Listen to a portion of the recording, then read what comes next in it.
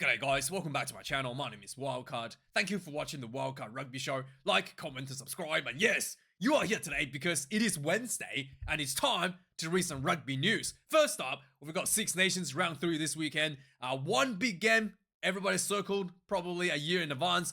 We've got Wales versus Ireland and probably a foregone conclusion there for the Irish. And Italy versus France, and finally England versus Scotland for Calcutta Cup. The Italian versus French game, quite interesting one this weekend actually. So the French is bolstered with Antoine Dupont. There was a draw last year between the two teams played in France. This time we'll be playing in Italy. And but yeah, with the Dupont factor back into the French side, are they going to walk away with an easy win? I don't know. The Italian has been quite solid so far, beating Wales and with a pretty convincing performance, but they did show a little bit of crack under pressure. In fact, the French was cracking under pressure as well against the English. So who knows? Maybe both teams just fall apart. And we end up with like a 50-point score both ways. And we'll have to wait and see for that one. But the big one this week, Calcutta Cup, England versus Scotland. And first up, England has seemed to have found Dr. Evil, right, as the head coach, replacing Steve Bothwick. So yeah, it's I think it's definitely Dr. Evil holding a cat and not Steve Bothwick here. But we'll have to wait and see what kind of evil strategy the doctor himself will come up this week to try to end the losing streak of the Calcutta Cup. The England is on a 4 consecutive losing streak against Scotland 4 years in a row, and this will be a 5th year heading in there.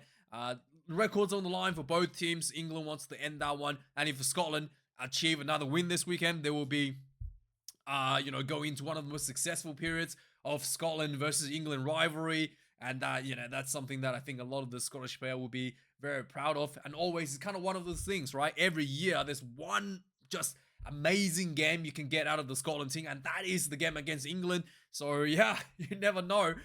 Is the pressure going to get to the English side playing at home, knowing they've lost so many years in a row?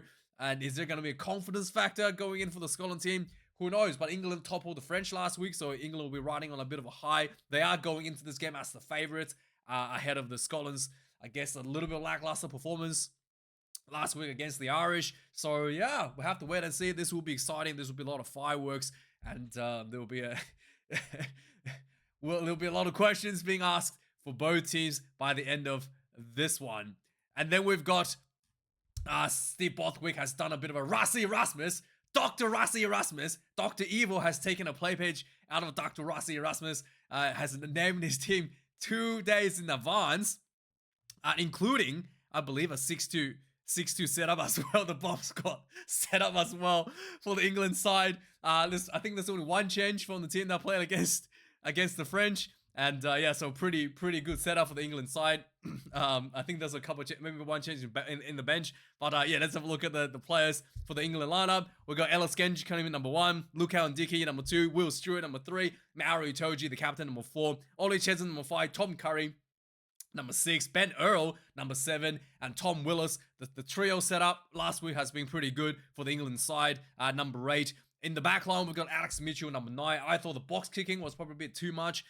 Probably, in the previous week, but they did improve it a bit last week, so maybe we can see more of that. I want to see more of that out of Alex Mitchell, more of a running game instead of just box kicking. Finn Smith was outstanding last week, and I had a bit of doubts, not having Marcus Smith there, but Finn Smith was made all the right decisions in the back line.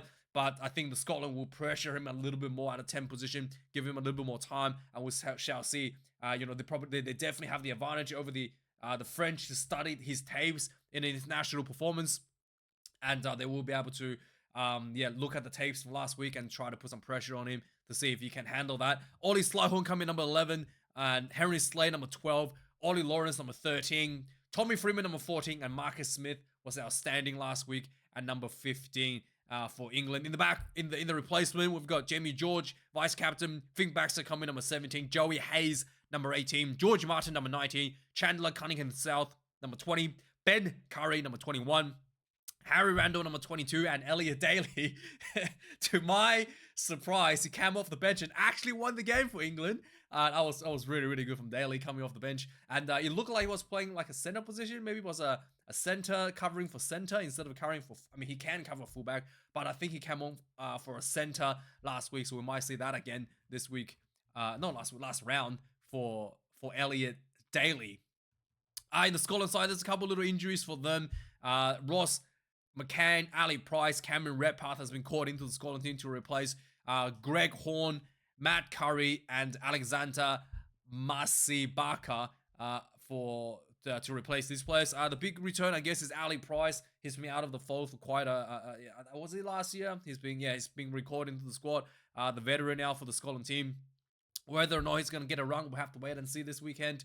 And maybe that experience is what Gregor Townsend needs to get this team across the line against England. We'll have to wait and see when the teams are announced. So the Autumn Nations fixtures has been announced, and boy, this year it's going to be absolutely magnificent. We've got I just highlighted the big games. We've got England, Australia to open up the November Test series.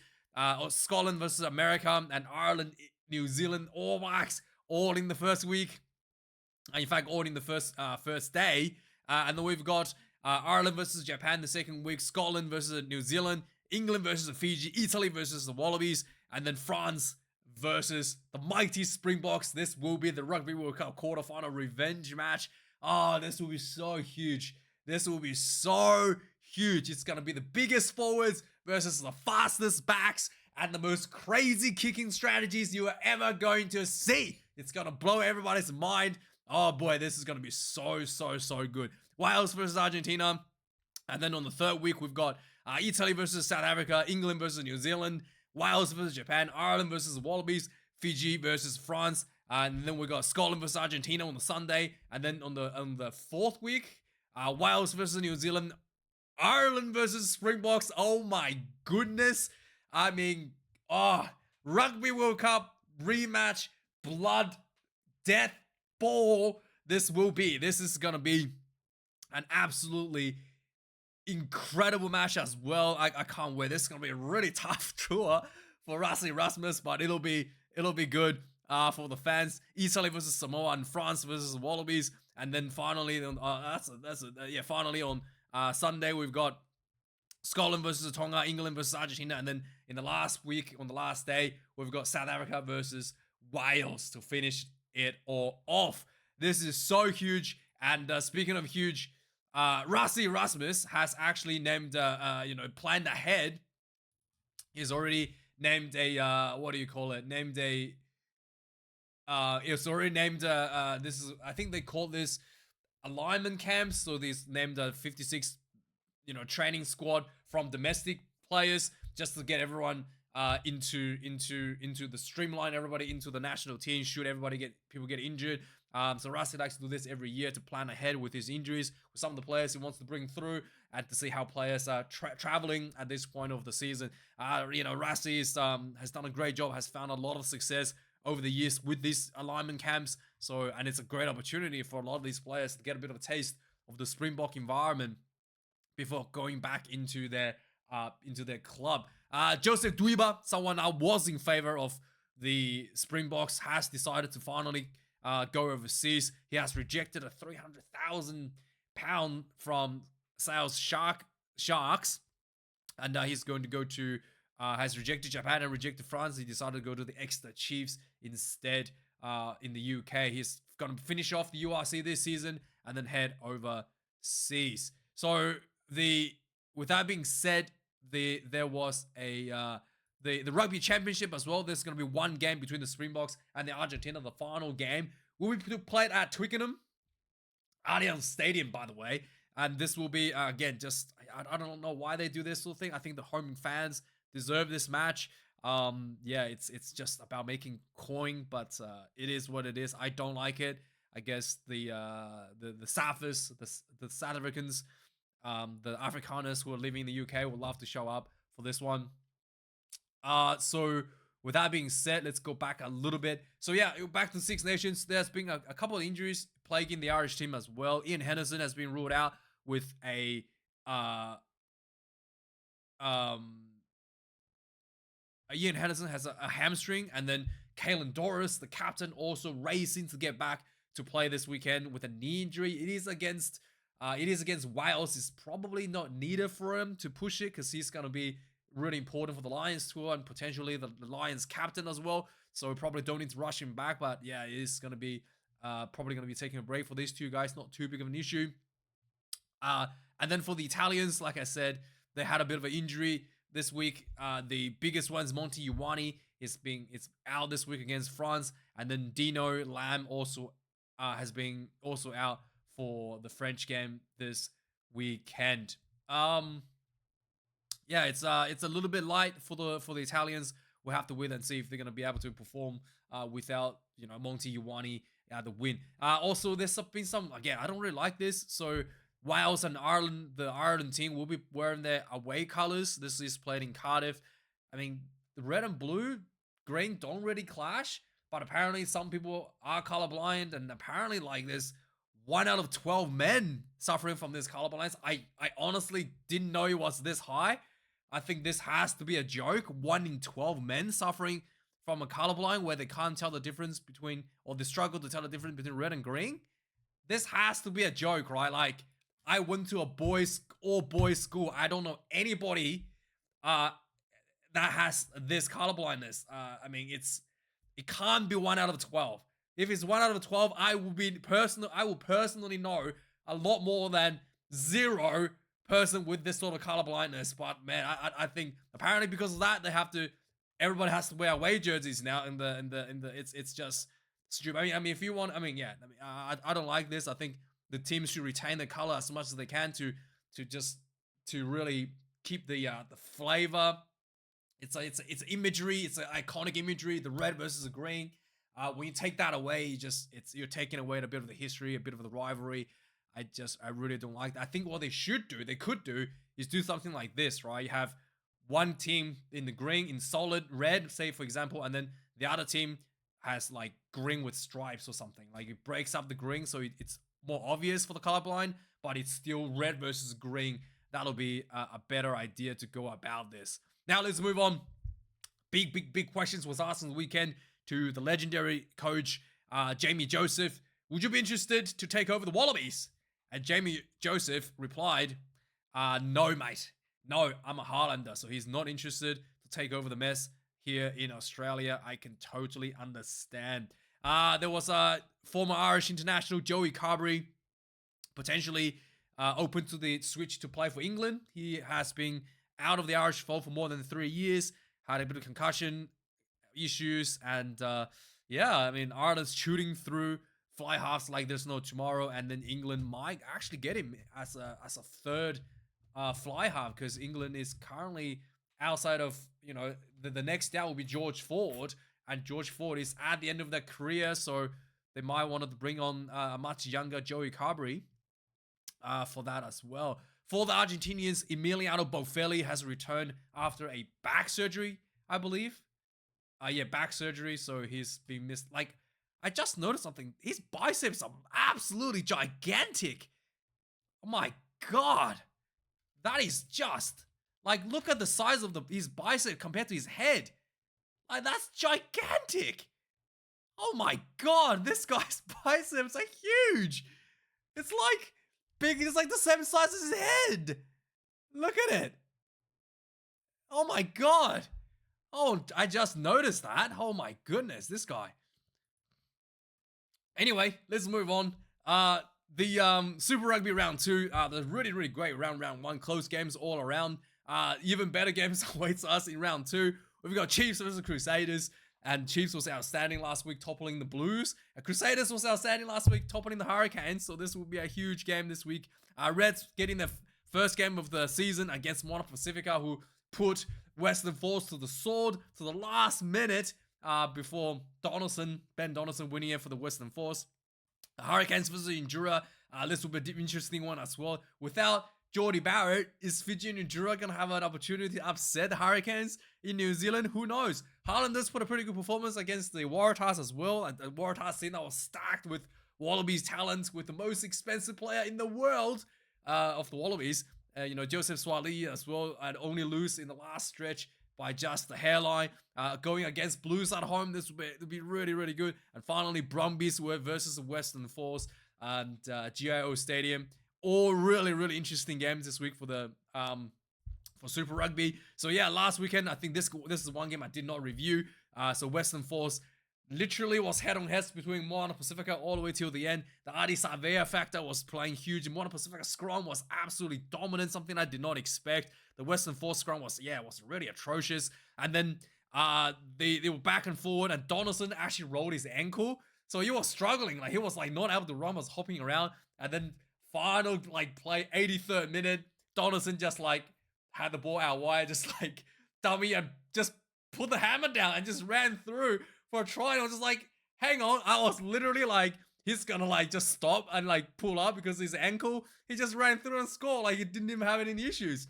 Maybe he was faking it for the whole game to lure the Moana Pacifica players into a sense of overconfidence, and then just like put the hammer down, just like, psych, I did not have an ankle injury at all, and scored and won the game for Western Force. It was absolutely outstanding. 1 point. And then they actually got a massive addition to their coaching team as well. The Western Force has always bit thing on coaching and players as well. Western Force, they got the added Leo McDonald, who was formerly coaching the Blues, added into their fold. Again, someone could really help out with the more experience. There has been some criticism from Justin Marshall this week, talking about the demand from Scott Robinson, the All Blacks head coach, for players to play different positions. I think Clayton McMillan came out this week and talked about Damian McKenzie at number 15. It's not because that he wanted him to play all different positions, because the Sean Stevenson was injured, and Damian McKenzie is just the next best person to cover the fullback position as the second playmaker as well. He can do basically both from the fullback position. It's not really like Scott Robinson demanding it. Beauden Barrett at 15 as well. I think that the Blues probably just had Harry Plummer working so well for them last year. They just don't want to change that. And, it's either, Beauden Barrett at 10 and put Stephen Perifetta at 15, and the style of Blues plays doesn't really suit. Have someone like Beauden Barrett operating the playmaking at 10 with kicking game and all that sort of stuff. So it's not really Scott Robertson's like forcing them, but I just think that, Scott Robertson did have these players interchanging around between 10 and 15 a little bit. But I think it's not really like an issue. It just opens up, the options for more diverse like bench setup and as such. And the All Blacks hasn't been able to play the 6-2 bench at all. And having versatile players that can play multiple positions to come off the bench, they can actually play the 6-2. Should it be required? I think that I understand what Justin Marshall is talking about. Like, you want to play the best, specialize in the position, and get really, really, really good at it.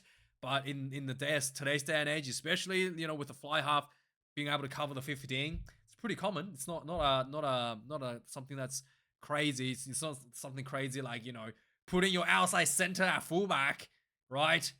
You know what I'm talking about. You know what I'm talking about. Yes, I am talking about Joseph Swati. It's not as crazy as that. But yeah, it's understandable why they're going for this. Also, the Brumbies, after their win against Fijian and Drua, the big man, I guess, the veteran Noah Lodosiu has been dropped from the 23-man squad altogether. He had a pretty poor performance last week. He got absolutely hammered. I mean, the fact that Stephen Larkham had him defending at 10, he just got ran over again and again and again. He didn't actually miss his tackles. He just got ran over, and then he did hang on and make tackle, but it was brutal, and I think that put him off the game quite a lot.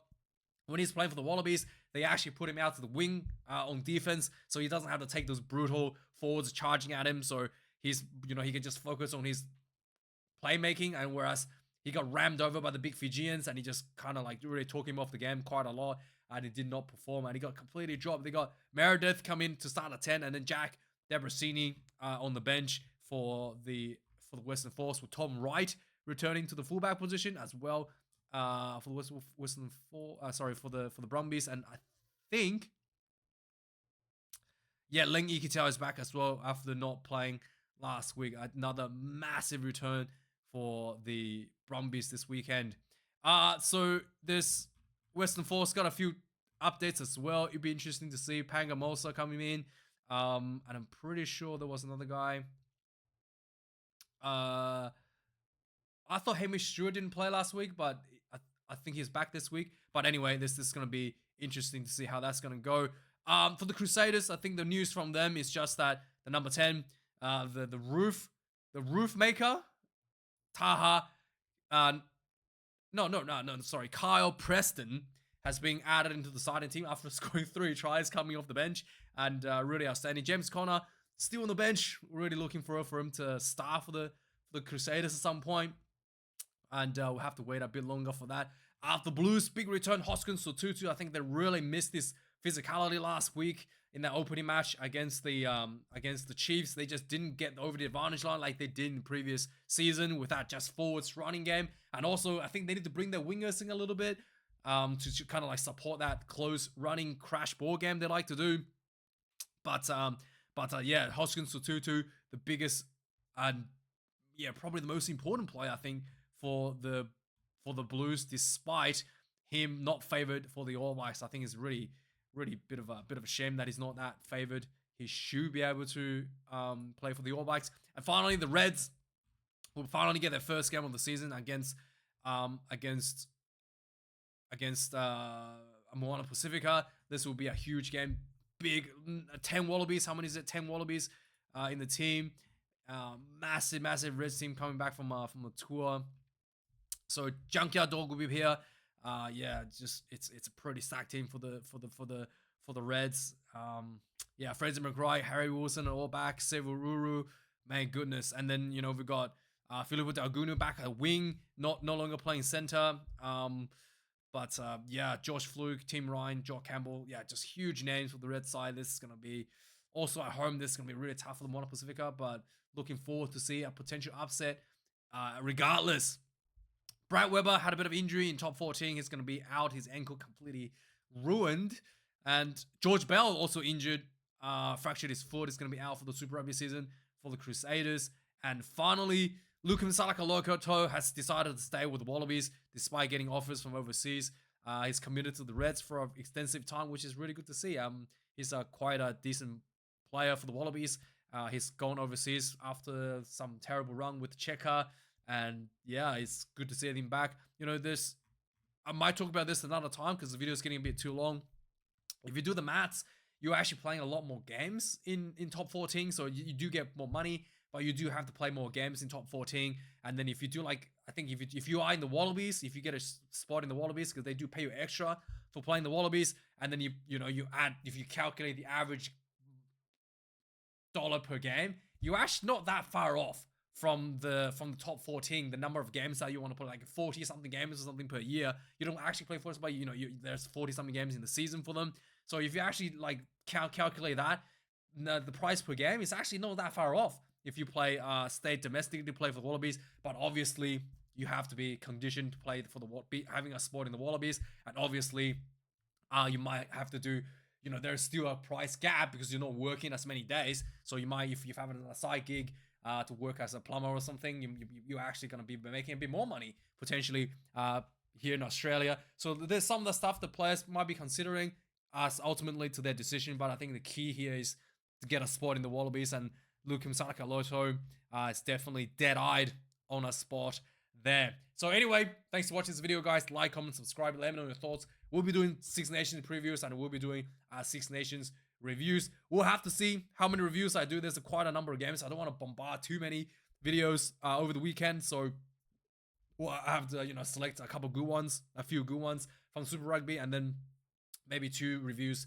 for the Six Nations, and we'll go from there. Thanks for watching, and see you guys this weekend for more reviews. Cheers.